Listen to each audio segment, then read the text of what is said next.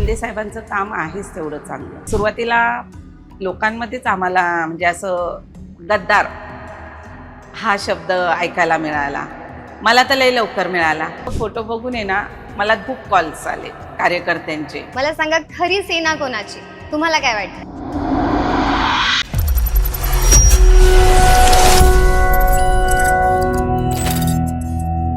नमस्कार मंडळी, मी लक्ष्मी साळुंके. VRS मराठीच्या राजकीय खेळ चाले या गप्पांच्या कार्यक्रमात तुमचं सगळ्यांचं सहर्ष स्वागत करते. सामाजिक कार्याचा विचार मनाशी पक्का करून अनपेक्षितपणे राजकारणात आलेल्या भारतीताई मंगेश जाधव आज आपल्यासोबत आहेत. त्या कल्याण पूर्वेतील शिवसेना विधानसभा संघटक आहेत आणि आज त्यांच्याशी आपण भरपूर गप्पा मारणार आहोत. नमस्कार ताई. नमस्कार. मला सांगा, एका सामान्य घरातील महिलेसाठी एक साधी कार्यकर्ता ते नेत्या बनण्यासाठी किती कष्ट घ्यावे लागतात? राजकारणात महिलांना खूपच कष्ट घ्यावे लागतात.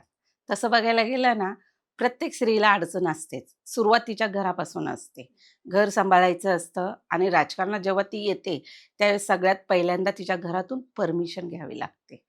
ती परमिशन मिळवताना खूप साऱ्या अडचणी येतात सुरुवातीला आणि एकदा परमिशन घेऊन बाहेर पडतो ना आपण, त्यावेळेस सुद्धा खूप अडचणी येतात. म्हणजे काम करताना आपल्याला बऱ्याच गोष्टींचा अंदाज नसतो. आपण कोणासोबत कशा पद्धतीने बोलतो, आपण काय केल्याने काय होतंय याची काही माहिती नसते. आणि आपण ज्यावेळेस काम करतो ना, तर समस्या सॉल्व्ह करायला एखाद्या ठिकाणी गेलो, आपल्याला माहिती नसतं त्या प्रश्नाचं नेमकं कोणाकडे आपण गेलो तर हे काम होणार म्हणून. मग त्या काम करताना आपल्याला कोणीतरी असं बोलतं की नाही मिसगाईड केलं जातं की नाही तुम्ही हे नका हे करा, ते नका ते करा.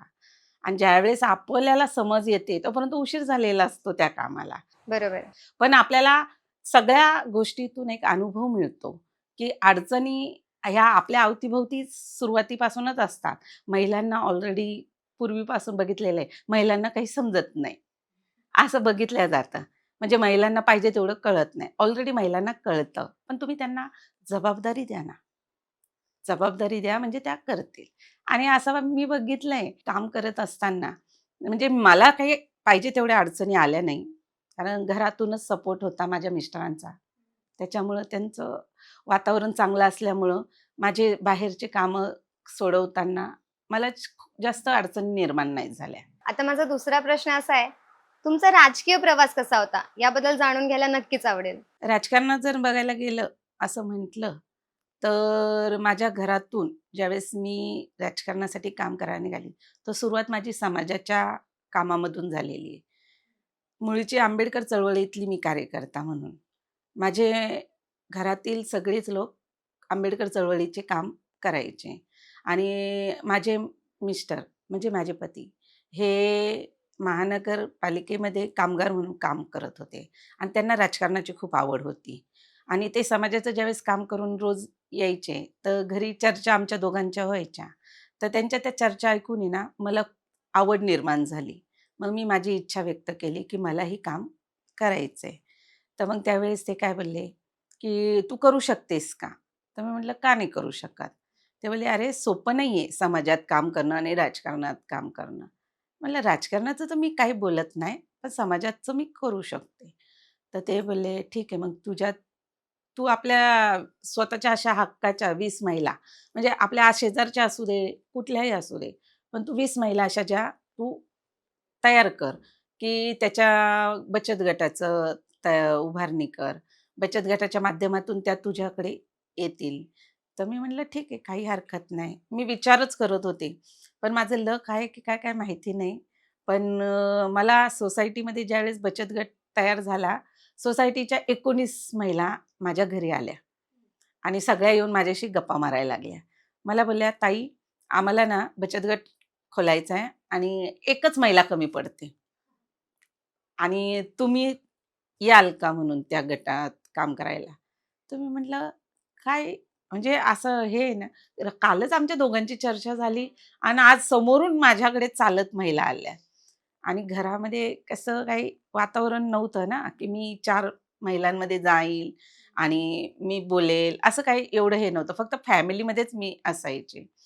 तर त्यांनी मला परमिशन दिली म्हणून मिस्टरांनी म्हणून मी गटामध्ये सामील झाली.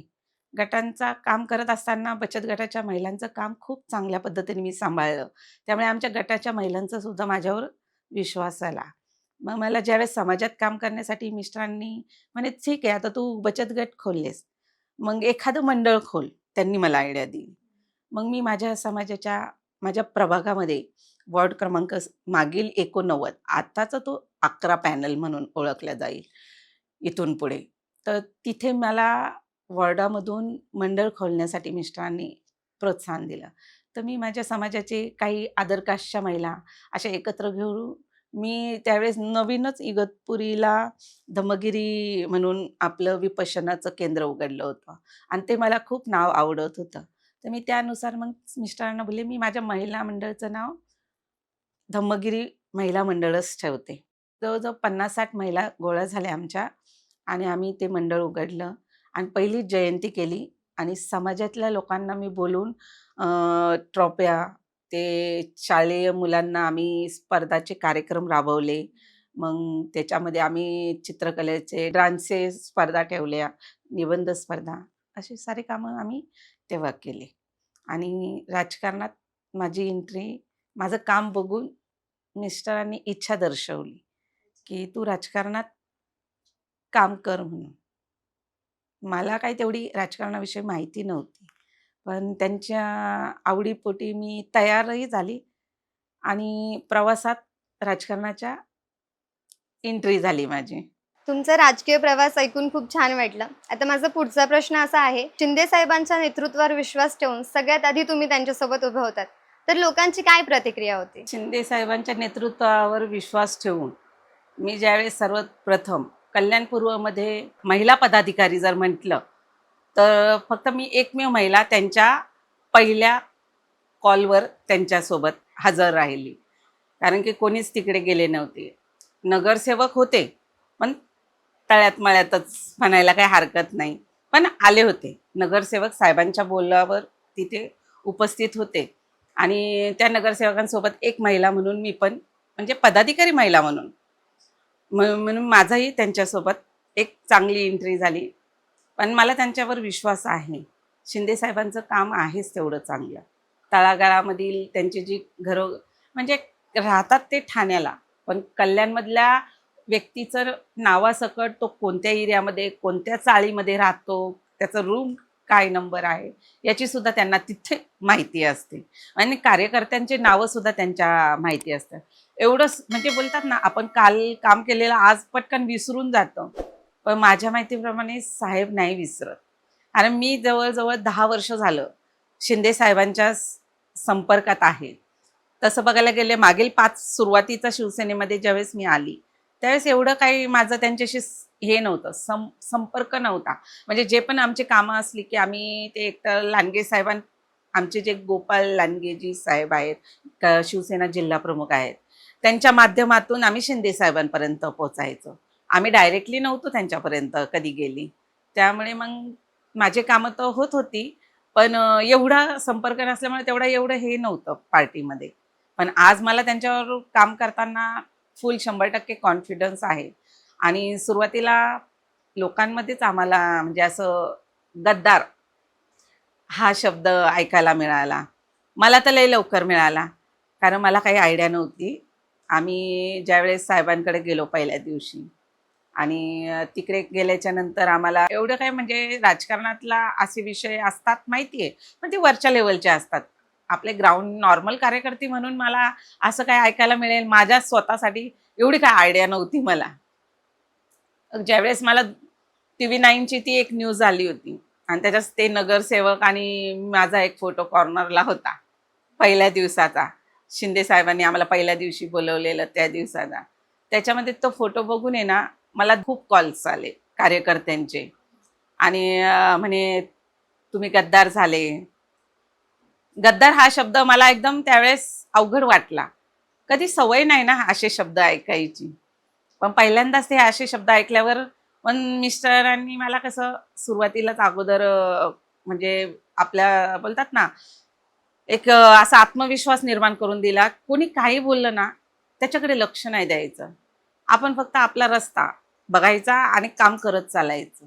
आजूबाजूला काय होतं त्याकडे नाही लक्ष द्यायचं. कोण काय बोलतं त्याच्याकडेही लक्ष नाही द्यायचं. असं मला पहिल्यापासूनच सांगितल्यामुळं मी लक्ष नाही दिलं त्या लोकांकडं.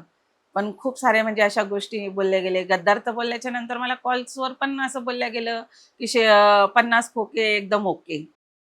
हां, त्यावेळेस तो डायलॉग एकदम फिक्स झाला होता आणि जे पहिले गेलेत ना, त्यांच्यासाठी तर खूपच बोलले होते. म्हणे आणि काही लोकांनी असं कॉल्सवर सांगितलं, की "बाबा तुम्ही एवढे शिंदे साहेबांनी तुमच्याकडे खोके पाठवलेत. आता काय तुम्हाला गरज नाहीये," असं-तसं. मी पटकन विचारलं, "असं काही नाहीये." तरी त्यांना विश्वास नव्हता. अहो, साहेबांना मी मानते, म्हणून मी साहेबांसोबत आहे. त्या पलीकडे आमचा असा काही विषय नव्हता. आणि खासदार डॉक्टर श्रीकांत शिंदे साहेब यांना तर मी खरंच जास्त मानते. कारण की त्यांच्या माध्यमातून माझी बरीचशी कामं झालेली आहे. आणि त्यांचा महिला असो, साधारण कार्यकर्ता असो, नगरसेवक असो, कितीही वरच्या लेव्हलला पोस्टिंगला असो, ते ग्राउंड लेव्हलचे पदाधिकारी असो, सगळ्यांना एक ते रिस्पेक्ट देतात. आणि कमी वयात खासदार तयार झालेले खासदार आणि आपल्याला जो रिस्पेक्ट मिळतो, आपले कॉल्स पटकन उचलले जातात. त्यामुळे मग अशा खूप साऱ्या अडचणींना बी आम्ही इग्नोर केलं. म्हणजे आम्ही फक्त खासदार साहेबांकडे लक्ष दिलं. पब्लिककडे आम्ही इव्हन बघितलं नाही कधी. अख्ख्या महाराष्ट्राला आता जो प्रश्न पडलाय तो मी तुम्हाला विचारते. मला सांगा, खरी सेना कोणाची? तुम्हाला काय वाटतं? स्वर्गीय बाळासाहेब ठाकरे यांचीच सेना. कारण की त्यांनी तो धनुष्यबाण, अच्छा. ते धनुष्यबाण जो ज्याच्याकडे आहे ना, त्याची ती सेना. म्हणजे शिंदे साहेबांकडे जरी सेना असली, पण शिंदे साहेब मी अजूनपर्यंत बघितलं नाही, की ती शिवसेना माझी आहे म्हणून असं त्यांच्या तोंडातून ऐकताना. म्हणून शिवसेना ही बाळासाहेबांचीच आहे. फक्त आम्ही सैनिक आहोत. आम्ही सर्वसाधारण कार्यकर्ते आहोत. फक्त आम्ही ते सांभाळतोय.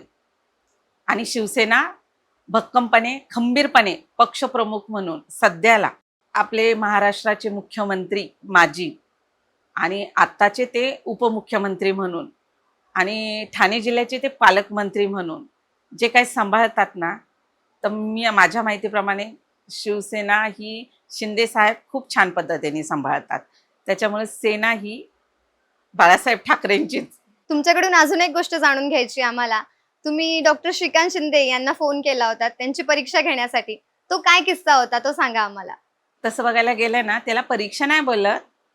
असंच मी पूर्वी आमदार गणपत गायकवाड म्हणजे ते आमदार व्हायच्या अगोदरच आमचा एक बचत गट ओपनिंग मी स्वतः माझ्या एरियामध्ये केलेला होता.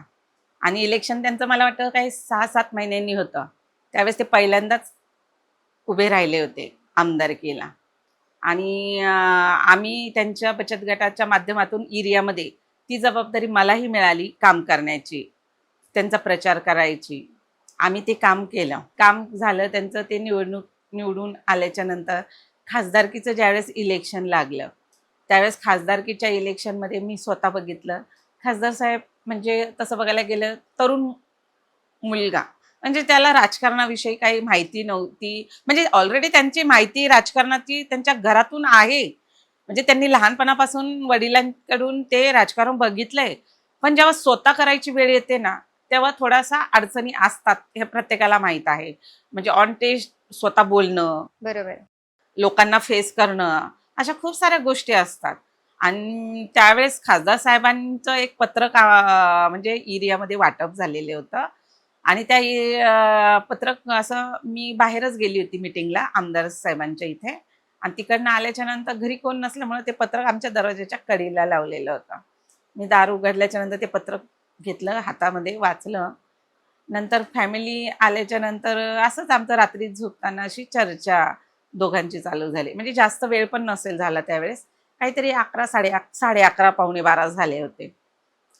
माझ्या मिस्टरांना आम्ही जेवण करून असं बसलो आणि बसल्याच्या नंतर असंच चर्चा करताना मग म्हटलं, "काय हो, या पत्रकवर तर खासदार साहेब म्हणून डॉक्टर श्रीकांत शिंदे यांनी दिले." त्यावेळेस ते डॉक्टरची पदवी त्यांची झालेली नव्हती मला वाटतं. खासदार श्रीकांत शिंदे व्हायचे होते खासदार. तर यांनी तर याच्यावर लिहिले, की तुमचं 24 तास फोन अवेलेबल. म्हणजे तुम्ही कधीही मला रात्री बेरात्री कॉल करा आणि मी तुमचा फोन उचलणार. असं एक सेंटेन्स होतं त्यांचं. तर मी म्हटलं माझ्या मिस्टरांना, "हे खरं असतं का? मग हे लोकं झोपतात कधी?" ते बोलतात, "अरे त्यांचे फोन आहे ना, त्यांच्या पी-ए लोकांकडे असतात आणि काही इम्पॉर्टंट असेल तर ते स्वतः हे करतात, नाही तर शक्यतो त्यांच्याकडे असतात आणि ते काही लगेच नाही उचलत. मग मी म्हटलं, "मग हे असं का देतात ते?" ते बोलतात, "तसं द्यावं लागतं, राजकारण आहे." मी म्हटलं, "हो का? ठीक आहे," म्हटलं, "मग मी एक कॉल करू का?" मी एक कॉल करू का असं सहज मिस्टरांना बोलले. ते बोलले, "कशासाठी?" म्हटलं, "काही काम आहे का?" म्हटलं, "काही नाही." "काय काम आहे माझ्या त्यांच्याकडं?" म्हटलं, "सहज त्यांनीच दिले ना पत्रक, 24 तास अवेलेबल म्हणून कॉल करते." हसले ते थोडं आणि नंतर कसे बोलले, "नको, नको मोठ्या लोकांना कॉल नाही करायचा. वाजले बघ किती 11:30 पावणे 12 झाले. आता ह्या वेळेला तू काय त्यांनी उचलला आणि समजा तू काय बोलशील?" म्हणलं, "काय नाही बोलणार." आणि ते मला नको बोलले फोन करू. तर मी बोलले, "नाही मी करते." ते बोलले, "नको." त्यांनी 2 वेळेस नको बोलले. "नाही मी करते." मग माझी मिस्टरांनी बोलले, "नाही तू ऐकणार नाहीयेस फोनच्या बाबतीत. जाऊ दे तुला झोप येणार नाही. तू करून घे फोन." म्हणून मी कॉल लावला त्यांना. कॉल लावल्याबरोबर मला वाटतं एकच रिंगमध्ये त्या साहेबांनी कॉल उचलला अच्छा. आणि माझा कॉल उचलल्याच्या नंतर थोडीशी फ होणारच माझी पण. बोलले, "हॅलो, कोण बोलतंय?" तर मग मी बोलले, "मी भारती जाधव. मी आमदार गणपत गायकवाडकडे बचत गटाचे काम बघते आणि एक सर्वसाधारण स्त्री आहे." असं मी सांगितलं. "कुठून बोलतं?" त्यांनी विचारलं. तर मी सांगितलं, "त्यांच्या एरियामधूनच बोलते. त्यांच्या घराच्या बाजूलाच राहते," म्हटलं. "अच्छा, अच्छा. बोला ना मॅडम, काही काम आहे का?" तर मग मी सहज बोलले, "नाही, नाही साहेब, काही काम नाही आहे." तर मग म्हणे, "तुम्ही कॉल केला?" म्हणलं, "तुमचं जे पत्रक होतं ते मी वाचलं होतं. त्याच्यात तुम्ही लिहिलंय ना 24 तास अवेलेबल. तुमचा कॉल लगेच उचलला जाईल मी म्हणून मी ते चेक करण्यासाठी तुम्हाला कॉल केला." साहेब हसले. ते बोलले, "अच्छा, अच्छा. ठीक आहे, ठीक आहे. काही हरकत नाही. तुम्हाला काही काम असेल तर तुम्ही बिनधास्त मला सांगत चला. तुमचा कॉल तुमचाच काय सर्वांचेच कॉल घेतले जाईल आणि कामं होत जातील," बोलले. मी म्हटलं, "ठीक आहे, चालेल." आणि मी त्या दिवसापासून मनामध्ये ठरवलं, की नाही खासदार साहेब म्हणून हे व्यक्ती चांगले. मागची बरीच वर्ष तुम्ही कल्याणमध्ये काम करत आहात. तुम्हाला काय वाटतं कल्याणमध्ये अजून काय-काय समस्या आहेत? समस्या तर खूप आहेत तसं बघायला गेलं तर. पण आता पूर्वीपेक्षा खूप बऱ्यापैकी समस्यावर आता निवारण केलेलं आहे खासदार डॉक्टर श्रीकांत शिंदे यांच्या माध्यमातून. तसं बघायला गेलं आपला पत्री पूलची समस्या होती रस्त्याची. सर्वात प्रथम साहेबांनी तिथे लक्ष घातलं आणि ते पत्री पूलची समस्या एक सोडवली. कल्याण पूर्वेत अजून एक समस्या म्हणजे समाजाच्या माध्यमातून की कल्याण पूर्वेतून जे आंबेडकर चळवळीतील लोकं, जे आंबेडकर समाजातील लोकं पश्चिमेला हार घालण्यासाठी जात होती. तर त्यांची एक खूप मोठी समस्या होती. तर त्याच्या संदर्भात साहेबांनी इकडे एक स्मारक डव वॉर्ड या ठिकाणी तयार केलं. तो एक समस्या त्यांनी सोडवलेला आहे. आता कल्याण डोंबिवली महानगरपालिकेच्या माध्यमातून जे वृद्ध लोकांना आहेत त्यांच्यासाठी काही सुखसुविधा आहेत त्या उपलब्ध करून दिलेल्या आहेत त्यांनी. पुन्हा मुलांच्या खेळ संदर्भातल्या काही त्यांचे स्पर्धा आहे, त्यासुद्धा साहेबांच्या माध्यमातून आता ते घेत आहेत आणि रस्त्याचा तर प्रश्न आहेच आणि त्याच्यावर सुद्धा साहेबांचं चांगल्या पद्धतीने काम चालू आहे. आता सिद्धार्थनगर यू टाईप रस्ता जो म्हटलाय, त्याच्यावर पण काहीतरी 74 कोटी काहीतरी 71 कोटी असं त्यांची निधी मंजूर होऊन आता तेही लवकरच रस्त्याचं काम पूर्ण होईल. म्हणजे समस्या आहे, पण काही गोष्टी तिथे पोहोचेपर्यंत, आपण काम करेपर्यंत वेळ हा जातोच ना. बरोबर. त्याच्यामुळं काही अडचणी येत राहतात याच्यामध्ये. पण खासदार श्रीकांत शिंदेच्या माध्यमातून बऱ्याच गोष्टी कल्याण पूर्वेमध्ये झालेल्या आहेत. तसंच आता जसं बघायला गेलं तर महानगरपालिकेतील 27 गावांचा जो प्रश्न होता, ते कामगार पूर्वी लागलेली जी टेम्पररी होती, जी आज पर्मनंट केल्या गेली. आज त्यांच्यामध्ये बी आनंदाचा उत्साहाने सण साजरा होतोय. दिवाळीच्या पहिले त्यांना दिवाळी मिळाली. एक म्हणजे प्रत्येक समस्येवर कशा पद्धतीने प्रश्न सोडवायचा हा खासदार डॉक्टर श्रीकांत शिंदेच्या माध्यमातून आम्ही स्वतः अनुभवलेला आहे. कारण समस्या कुठे नसते. समस्या ही घरातून पण आहे. पण प्रत्येक समस्या आपण तिथपर्यंत पोहोचवतो आणि त्या समस्येवर काम केलं जातं आणि त्या समस्या सोडवल्या जातात. आता समस्याच म्हटलं तर लाईफच समस्या आहे. तसं बघायला गेलं तर. सगळ्या याच्या गोष्टीवर कामं चालूच आहेत. जसं आता महिलांविषयी पण साहेबांनी आता ती मुख्यमंत्री असताना एकनाथजी शिंदे साहेबांनी लाडकी बहीण योजना महिलांमध्ये आणली. पूर्ण महाराष्ट्रात ती एवढी गाजली गेली ती लाडकी बहीण योजना मुख्यमंत्र्यांच्या माध्यमातून. कारण की त्या महिलांच्या खऱ्या समस्या होत्या. जे 1500 रुपये मिळतात, बरेचसे लोक त्याच्यावर म्हणजे विरोध करतात, हे कशाला दिले पाहिजे आणि हे का केले म्हणे. पण ज्या महिलेच्या घरामध्ये खरंच त्या 1500 रुपयाची किंमत आहे, आज ती महिला त्या 1500च्या माध्यमातून स्वतःचा रोजगार निर्माण केलाय तिने. म्हणजे त्या 1500 रुपयाची किंमत काय आहे ती ती महिला सांगू शकते. आणि साहेबांच्या माध्यमातून आज महिला सुद्धा खूप खुश आहेत. कारण की पूर्ण महाराष्ट्राच्या त्या बहिणी झाल्यात ना आणि मुख्यमंत्र्यांच्या बहिणी झाल्यात ना. त्यामुळे तो एक गर्व वेगळा मिळाला आम्हाला सुद्धा. कारण की जसे रील्स निघाले, दाखवले गेले की मी मुख्यमंत्र्याची बहीण आहे, तुम्ही काही घरामध्ये बोलू नका. असं काही नसतं. ऑलरेडी आम्ही मुख्यमंत्र्याची बहीण झालोय ना, त्याचं वातावरण विरोधकांना जास्त प्रॉब्लेम झाला. पण आम्हाला नाही. एकदम मस्तपैकी आमचं साहेबांच्या समस्यावर, महिलांच्या समस्यावर मात केली. अजूनही साहेब महिलांवर काम करताय. आताच एक नवीन योजना म्हणजे मुलींच्या बाबतीत असू दे, मुलांच्या युवा तरुण तो बेरोजगार आहे. त्याच्या संदर्भात युवा भाऊ म्हणून त्यांची पण एक साहेबांनी समस्या सोडवलेली आहे. आणि महानगरपालिकेत असू दे की कोणत्याही ठिकाणी काही अडलेल्या गोष्टी असतात, त्या आम्ही खासदारांच्या माध्यमातून, साहेबांच्या माध्यमातून आम्ही सोडवायचा प्रयत्न करत असतो. म्हणजे समस्यावर मात कशी द्यायची ती आम्ही करत असतो. समस्या ही समस्याच असणार आहे. समस्येवर निवारण करायचं काम आपलं आहे. आता तुमच्याकडून जाणून घेतलं राजकीय समस्यांबद्दल, पण मला सांगा तुमची सुरुवातच झाली आहे सामाजिक कार्यापासून. तर हे सामाजिक जे प्रश्न आहेत ते तुम्ही कसे सोडवाल? सामाजिक कामातून आपण ज्यावेळेस राजकारणात काम करतो आणि सामाजिक काम करत असताना 80% जसं मी पहिलेच म्हटलं की समाजकारण आणि 20% राजकारण असतं. 20% राजकारण म्हणजे फक्त ज्यावेळेस इलेक्शन लागतात त्यावेळेसच ते राजकारण असतं. पण इतर वेळेस आपण जे 5 वर्ष पब्लिक रिलेटेड कामं करतो, हे आपली समाजसेवा असते. आणि ज्यावेळेस आपण असे कामं करतो त्यावेळेस आपण सर्व प्रभागात आपल्या वॉर्डमध्ये पूर्ण कल्याणपूर्व, आता मी कल्याणपूर्व विधानसभा असल्यामुळं पूर्ण विधानसभेमध्ये मी फिरत असते. त्यावेळेस माझ्यापर्यंत जेवढे लोक येतात, जसं शाळा कॉलेजचे ॲडमिशन्स असतील किंवा एखाद्या पोलीस स्टेशनची कंप्लेंट्स असेल किंवा शेजारी आपले वाद निर्माण असतात तेव्हा ते कंप्लेंटी जातात. काही ठिकाणी ऑफिसमधले असतात वाद, काही लोकांचे म्हणजे 2 गटामधल्या भानगडी असतील. म्हणजे खूप सारे असे प्रश्न असतात जे पोलीस स्टेशनच्या संदर्भात, त्या पण मी सोडवण्याचा प्रयत्न करते. ॲडमिशन नसेल होत कुठे, तर थोडंसं माझ्याकडून जेवढं शक्य होईल मी तेवढं ॲडमिशन, शाळेतलं ॲडमिशन्स असेल ते सुद्धा आपण त्यांचं हे करतो. काही लोकांना बुक्स हवे असतील तर आपण त्यांना बुक्स मिळवून देण्याचा प्रयत्न करतो.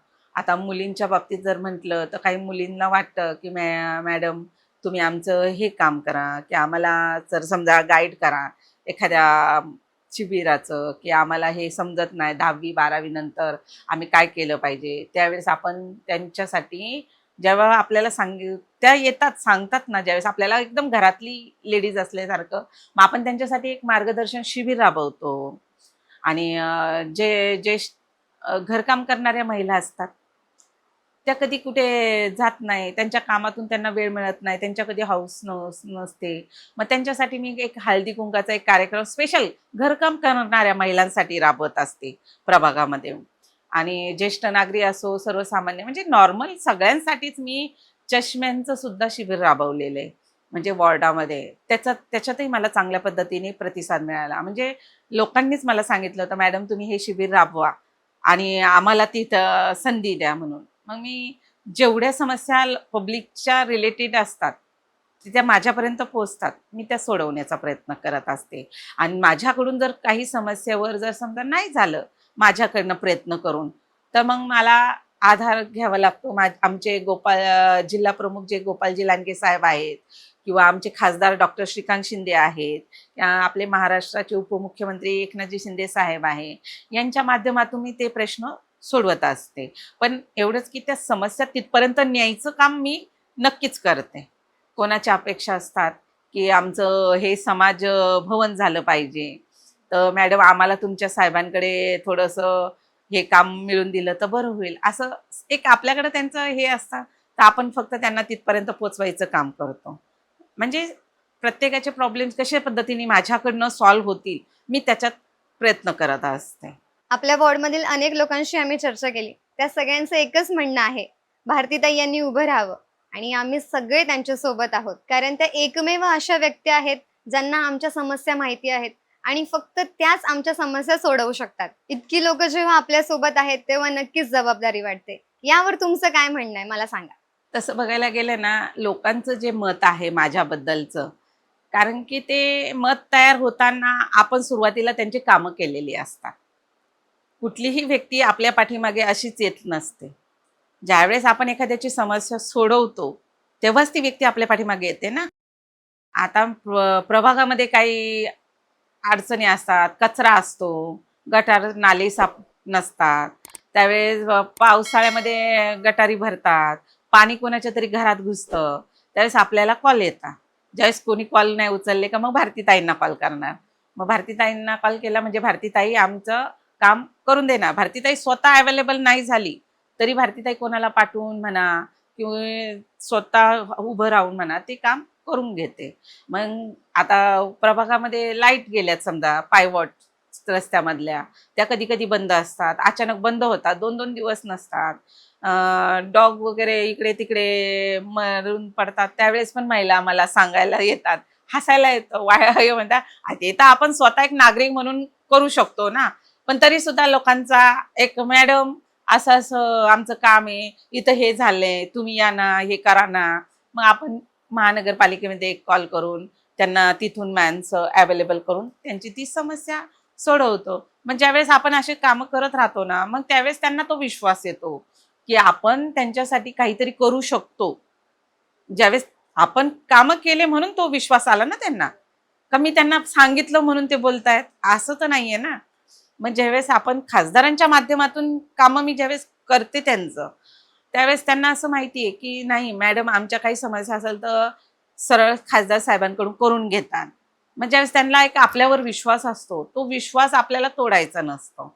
तो विश्वास कायम ठेवायचा असतो. मग त्या कामासाठी थोडासा वेळ लागला तरी चालेल. कधी-कधी काही कामं आपल्याकडनं होत नसतात. पण त्या कामातसुद्धा आपण फुल कॉन्फिडन्समधून नाही तुमचं हे मी काम करून देणार आहे आणि मी खरंच करून देतेच. जोपर्यंत ते काम होत नाही ना, तोपर्यंत मी मागे हटत नाही. आणि मग भलेही थोडा उशीर झाला तरी मग त्यांच्याकडून मग आपल्याला मग पुन्हा अभिनंदनचे हे येतात, "मॅडम तुमच्यामुळे आमचं हे काम झालं." आणि त्यांचा जो विश्वास आहे, की मी उभं राहावं, की बाबा आम्ही तुमच्या पाठीशी आहोत. जो विश्वास आहे, तर त्यांचा विश्वास याच्यासाठी आहे, की आता प्रभागात मागे जे काय प्रॉब्लेम अडचणी निर्माण झाल्या, त्यावेळेस कामं नाही झाली काही. तर मी तिथे पोचली आणि कामं झाली. मग त्यांना असं वाटतं, की नाही ताई आपल्या कामं करू शकतील. त्याच्यामुळं मग त्यांनी माझ्यावर तो विश्वास ठेवून, की भारतीताई तुम्ही आमचे कामं करू शकता. तो विश्वास त्यांच्यामध्ये तो गेला. ताई तुमच्यासोबत गप्पा मारून खूप छान वाटलं, खूप मजा आली. व्ही-आर-एस मराठीच्या टीमतर्फे तुम्हाला पुढील प्रवासासाठी खूप खूप शुभेच्छा. मलाही तुमच्यासोबत गप्पा मारून खूप आवडलं. कारण की कॅमेऱ्याच्या समोर ज्यावेळेस आपण बोलतो, त्यावेळेस भीती वाटते प्रत्येकाला आणि तू एकदम छान पद्धतीने प्रश्न विचारले आणि मलाही ते उत्तर देताना बरं वाटलं आणि ते आपण जे करतो ते लोकांपर्यंत गेलं पाहिजे. त्याबद्दल तू जे प्रश्न केले त्याबद्दल मी तुझे स्वतःचे खरंच आभार मानते. छान प्रश्न केलेत आणि मलाही उत्तर देता आले. तर ह्या होत्या भारतीताई मंगेश जाधव. यांच्यासोबत गप्पा मारून आपल्याला खूप छान वाटलं. तुम्हाला कसं वाटलं हे कमेंट सेक्शनमध्ये नक्की सांगा. आणि आपण पुढच्या एपिसोडमध्ये भेटणार आहोत एका नवीन राजकीय नेत्यासोबत. तोपर्यंत धन्यवाद.